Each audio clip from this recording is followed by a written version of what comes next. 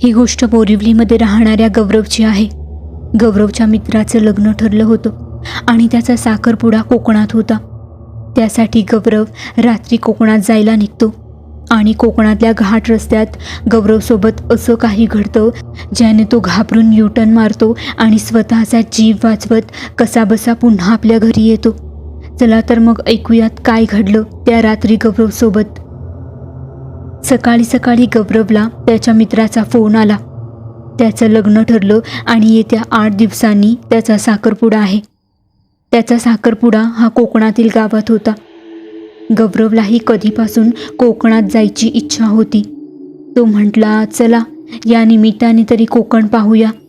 तसं गौरवला सोलो ट्रिपवर जायला खूप आवडायचं.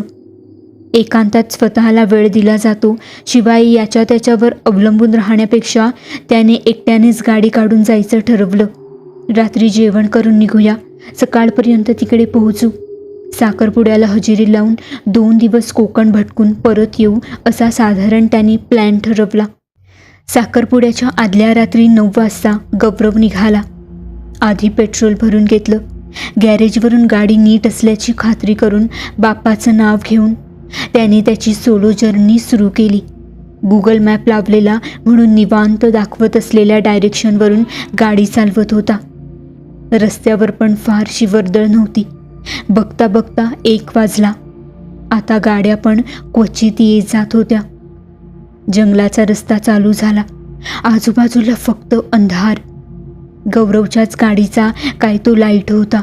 गौरवने बऱ्याचदा असा रात्रीचा प्रवास केला होता म्हणून याचं एवढं काही त्याला वाटत नव्हतं.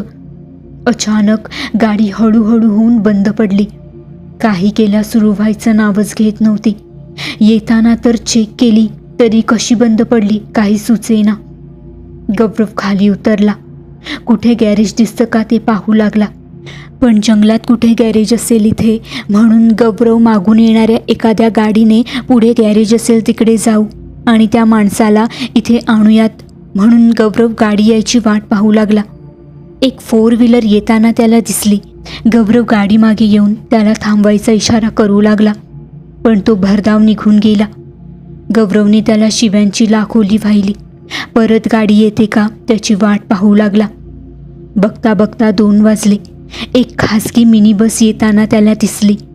गौरवने मनात धावा केला की थांबू दे देवा या गाडीला. ड्रायव्हर खरंच चांगला होता. त्या ड्रायव्हरने गाडी गौरवच्या पुढ्यातच थांबवली. गौरवने त्या ड्रायव्हरला सांगितलं की माझी गाडी खराब झाली आहे, कृपया मला पुढच्या गॅरेजवर सोडता का. त्यावर त्या ड्रायव्हरने मानेनेच हो म्हणाला.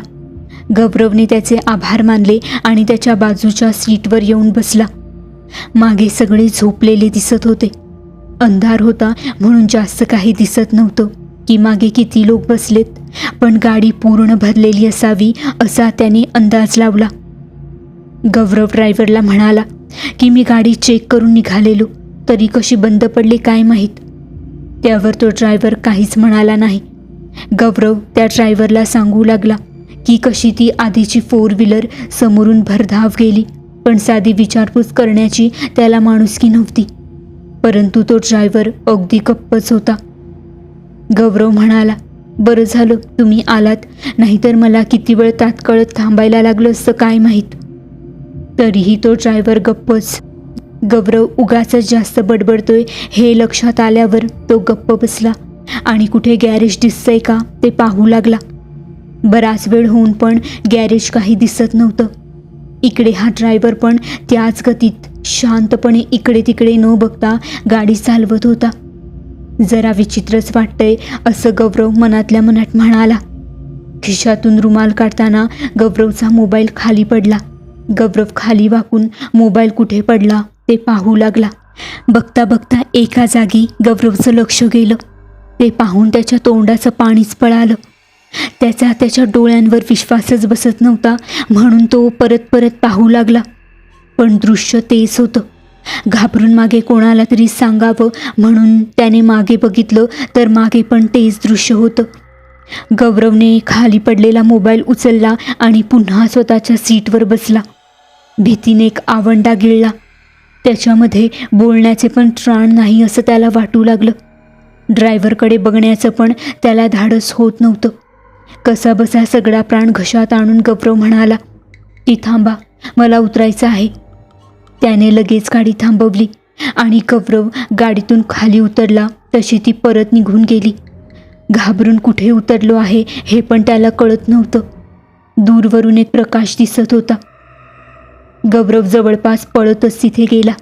एक छोटी चहाची टपरी त्याला दिसली. तो तिथे जाऊनच थांबला. जोरजोरात श्वास घेऊ लागला. त्याची हालत बघून टपरीवरील दोघं धावत आले. त्याला बसायला खुर्ची आणि पाणी आणून दिले.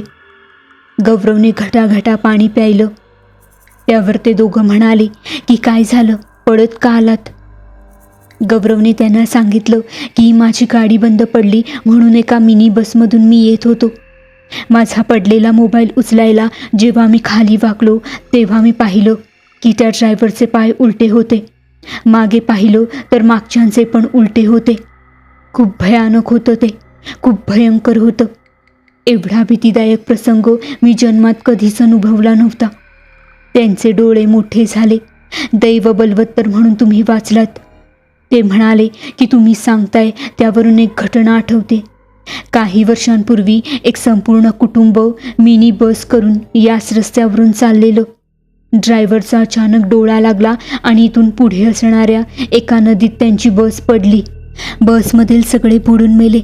काही जण म्हणतात की बरोबर त्याच दिवशी ही बस पुन्हा प्रवास करते आणि तिथेच नदीत पडते. तुम्ही उतरला नसता तर तुम्ही पण बुडून मेले असता. नशीबवान जे तुम्ही मृत्यूच्या दारातून परत आलात. माझ्यासोबत घडलेल्या प्रसंगावरून मला त्यांच्यावर विश्वास ठेवावाच लागला. 4 वाजता जेव्हा त्यांच्या शेजारील गॅरेज उघडलं तेव्हा मी त्याला घेऊन गाडीकडे गेलो. काय आश्चर्य की गाडी लगेच चालू झाली. माझ्यासोबत हे काय घडतंय मला कळतच नव्हतं. आता गौरवला पुढे जायची इच्छा होतच नव्हती. म्हणून गौरवने गाडी चालू करून परत युटर्न मारून स्वतःच्या घरी निघून आला. या प्रसंगानंतर गौरव कधीच त्या रस्त्याने पुन्हा गेलाच नाही. अशाच गोष्टींसाठी चॅनेलला सबस्क्राईब करायला विसरू नका. धन्यवाद.